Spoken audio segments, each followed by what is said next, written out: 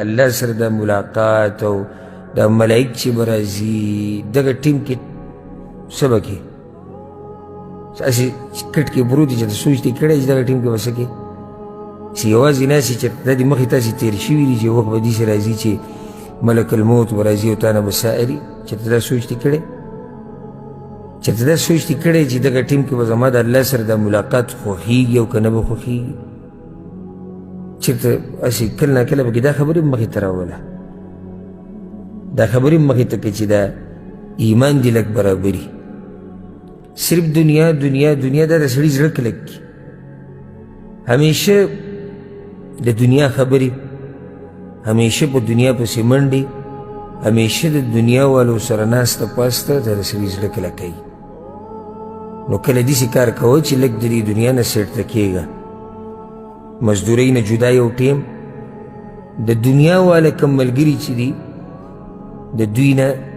لږ ځان لکېږه د دنیا د موضوع نه لږ ځان لکېږه د ښځو او د بچو نه لږ ځان له یو کمره کې جومات کې یو ځي کې ستا د ایمان او تقوا پورې خبره چې ته څومره وخت الله له ورکوې بیا هغه ورکوه او په هغه ټیم کې دا سوچ کوه چې یعنی چې دا مرحله په ما راشي نو زه به د الله سره ملاقات خوښ کم او که نه اوس یو سړی خو دا وایي چې موږ ټول د الله سره ملاقات خوښوو تاسو خوښوئ د الله سره ملاقات کوئ ټول خوښوئ خو دا به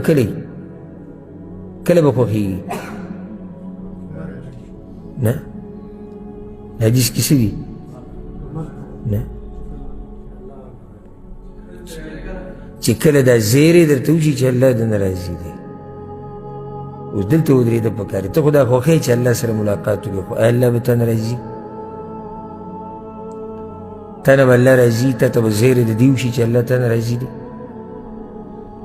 نو چې ستا ورسره به ملاقات خوښ شي سوال دا دی چې دې دپاره ته تیاری کړی دی او که نه